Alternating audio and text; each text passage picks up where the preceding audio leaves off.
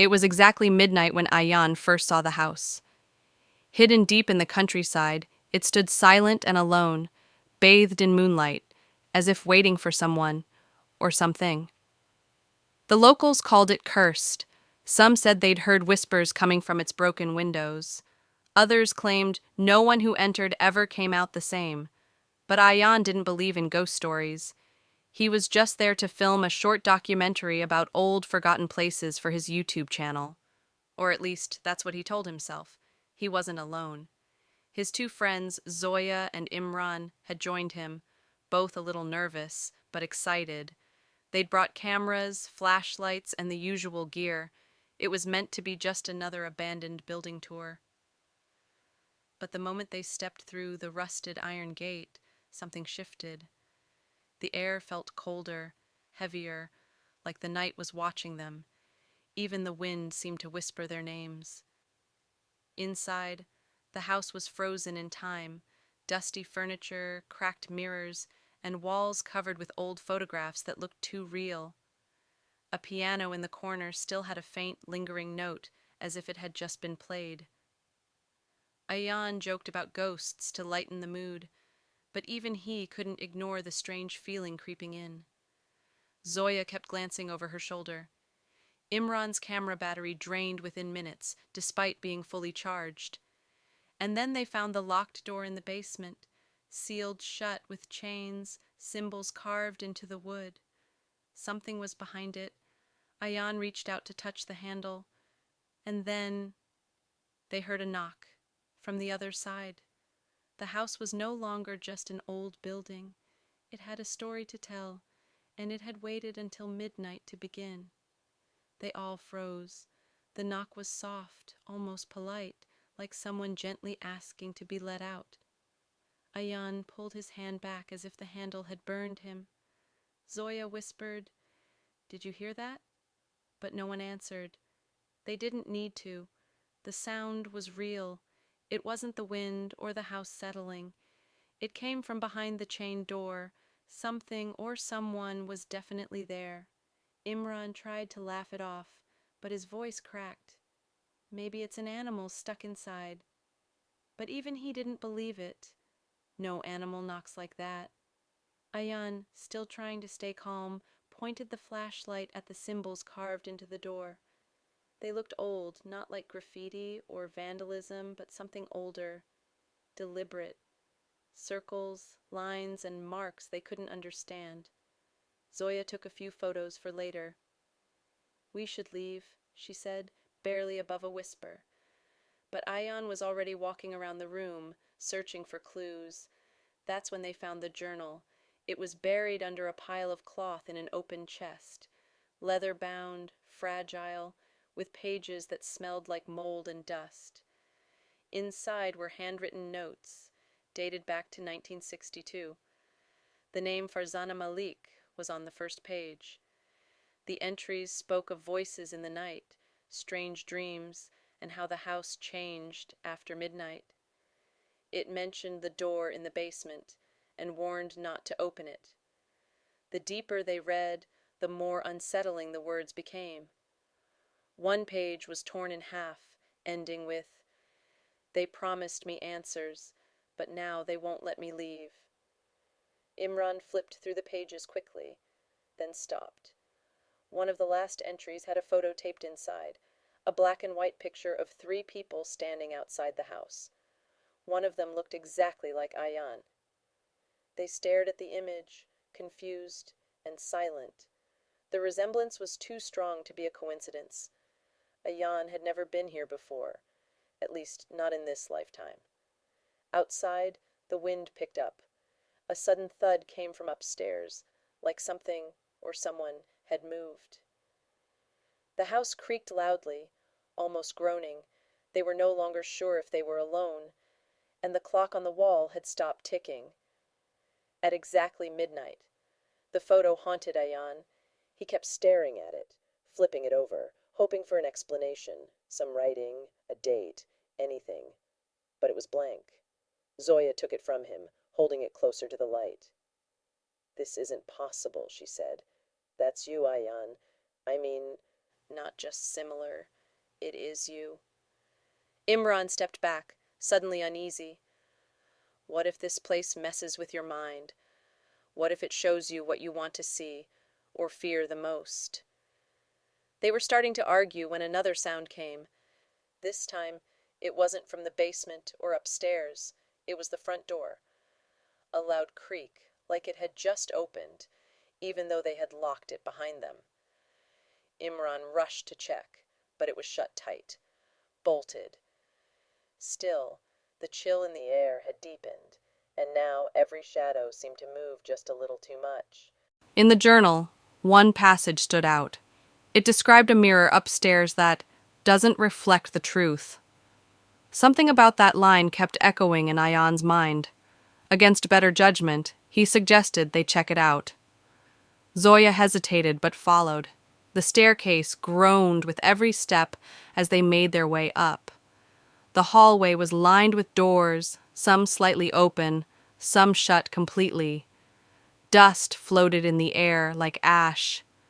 At the very end of the corridor, they found the mirror, tall, cracked down the center, with a gold frame covered in grime. Zoya looked into it first. She gasped. I'm not moving, she whispered. Her reflection stood still, just staring back at her. Then it smiled. But Zoya hadn't smiled. Imran yanked her away from it, slamming the door shut behind them. "This place is wrong," he said. "We need to get out. Now." But when they went back downstairs, the door to the basement was wide open. The chains had been removed. No one had touched it. The journal had also vanished. Ayan stood frozen, feeling like he was being pulled deeper into something he couldn't explain. Questions kept circling in his mind. Why did the photo show his face? Who was Farzana Malik? And what was behind that door that waited exactly until midnight? And still, the clock didn't tick. The silence in the house now felt like pressure, thick, heavy, like the air itself didn't want them to speak. The basement door stood open, its darkness stretching out like an open mouth. Ayan stepped forward slowly, flashlight trembling in his hand. Zoya grabbed his arm. "We shouldn't go down there. This isn't just some haunted house story for your channel anymore. Something's wrong here, Ayan." He looked at her, unsure of what to say. He felt pulled, not just by curiosity but by something deeper, like the house itself was calling to him. The journal was gone, but he could still remember the last few lines. They promised answers. He didn't know who they were, but now he wanted to find out. Imran hesitated at the top of the stairs. "I'm serious, man. This is where people vanish in every horror story ever made." But Ayan kept walking. Zoya, frustrated but scared to be alone, followed. Imran cursed under his breath and went after them. The basement was colder than the rest of the house. The concrete walls were damp. The air smelled like earth and rust. They moved slowly, flashlight scanning every corner. Then they saw it, an old wooden door at the far end, the same one that had been chained shut earlier. The symbols were still carved into it, but now they glowed faintly, as if reacting to their presence. Ayan stepped closer, drawn to it. As he reached out again, a sudden loud bang echoed from upstairs. All three of them jumped. The sound wasn't just loud, it was angry. Zoya looked up at the basement ceiling. "Someone's here. We're not alone." Then came the whisper. It wasn't in the room with them. It was in their heads. Each heard something different. Ayan heard his name. Zoya heard someone crying. Imran heard the sound of fire crackling and something calling out from within it. They all turned to each other, shaken. "Did you hear that?" Ayan asked. Before they could answer, the lights from their flashlights flickered, then died completely. Pitch black. Panic. Zoya grabbed for Ayan's arm. Imran's voice came from somewhere near the door. "We need to go. Now." Suddenly, a faint red glow started seeping out from behind the wooden door. It pulsed like a heartbeat. Ayan took a step closer, even as Zoya pleaded with him to stop. Then he noticed something new, names carved along the door's edge, dozens of them. One was Farzana Malik, another was Ayan Raza. He froze, his full name, his handwriting. Zoya backed away, whispering, "This can't be real." But Ayan was still staring. The glow from the door grew brighter, lighting the entire room in a reddish haze. The door began to rattle, slow at first, then violently, like something behind it was waking up. The ground trembled beneath their feet. Imran shouted, "Let's go!" But Ayan didn't move.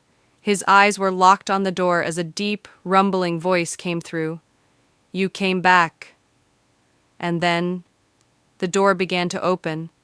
The door creaked open, just a few inches at first, but enough for a wave of freezing air to spill into the basement. It carried the scent of damp soil, old wood, and something else, something metallic, like rusted iron. Ayan stood frozen, heart pounding in his chest. The voice echoed again, low and gravelly, but this time it wasn't just in his head. Zoya and Imran heard it too. "You came back, but not alone." Ayan finally stepped back, but the ground beneath his feet vibrated again, like the house was holding him in place. Zoya pulled at his arm, but her voice was drowned out by a sudden rush of wind that roared through the basement like a storm. The red glow inside the door flared, and for a split second, Ayan saw what was behind it. Shadows shifting across walls, outlines of people, or things that weren't fully there. Then the twist came. As Imran moved to block the door from opening any further, something flew past him. Not wind, not dust, but a figure. A boy, no older than 12, standing in the far corner of the basement. Pale, silent, eyes wide. His clothes were old, 1950s, maybe earlier. He looked directly at Zoya. "I've been waiting for you." Everyone turned. Zoya's face went pale. "No," she whispered. "I don't know him." But the boy shook his head slowly. "You promised," he said. "You promised you'd help me remember." Imran stepped in front of her. "Zoya, what is this? What's he talking about?" She didn't answer right away. Her eyes were fixed on the boy, but her hands were shaking. "I've never seen him before, I swear," but the boy kept repeating it. "You promised."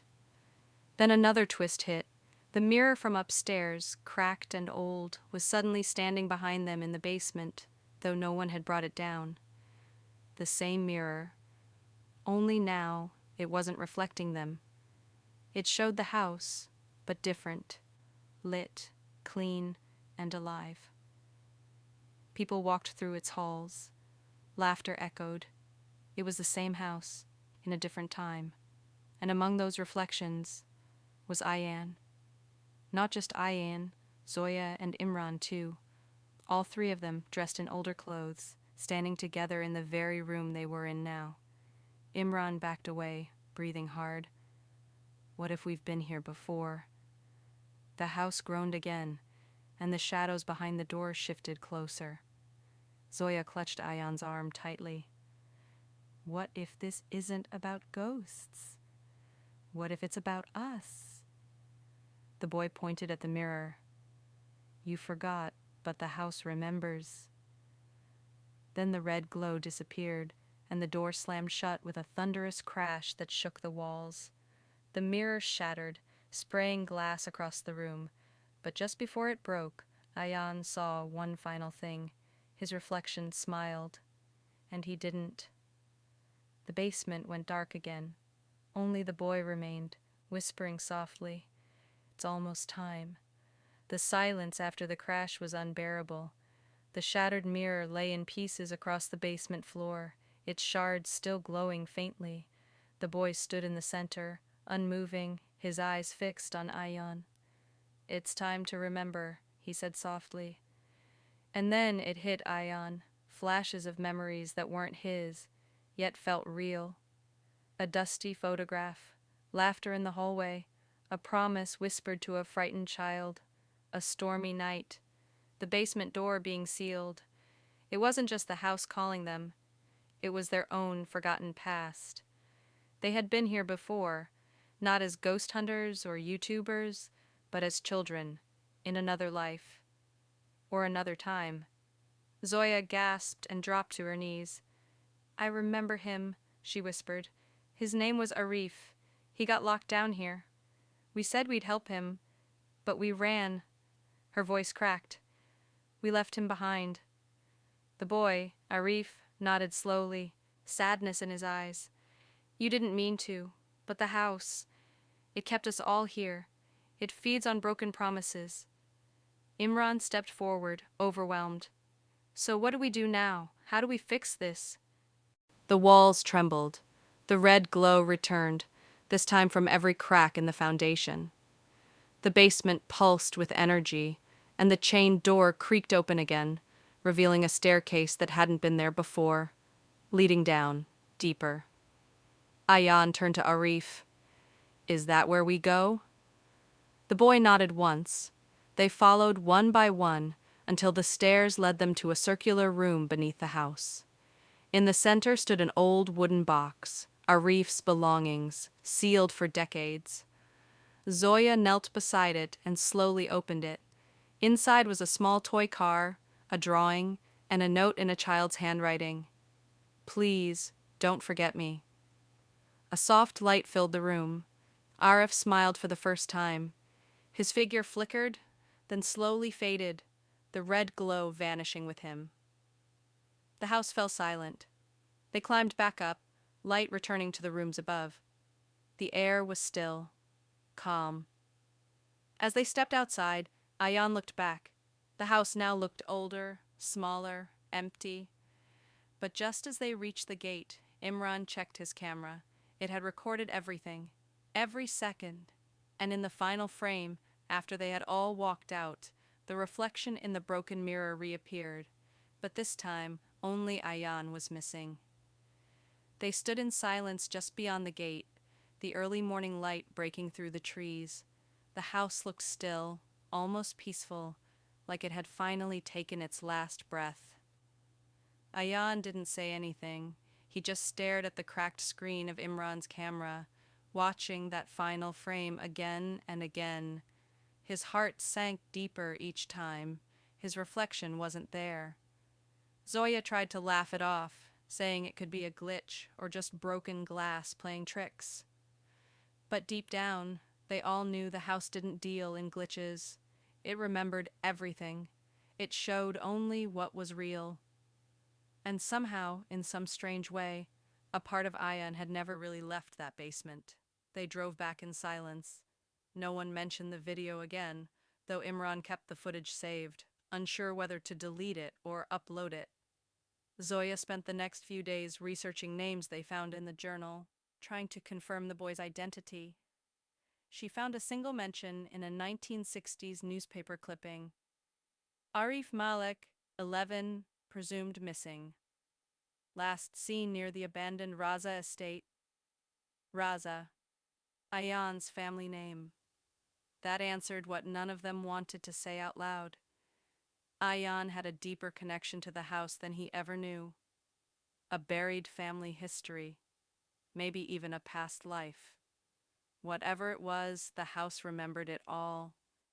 And when he returned, it didn't let him walk away unchanged. Days passed, then weeks. The house remained empty. Ayan uploaded one final video to his channel titled, The House at Midnight, the story you were never meant to hear. It was quiet, raw, and honest. He didn't embellish it. No dramatic sound effects, no jump scares, just the truth, as they lived it. The video went viral. Thousands commented, sharing their own strange memories and unexplained experiences. Many believed it, others didn't, but that wasn't the point. The point was, some places hold memories, and some memories hold on to people. Ayan never returned to that house. He didn't need to, because some part of him still lived in it, waiting, watching, and just like the house at midnight, he was never really gone.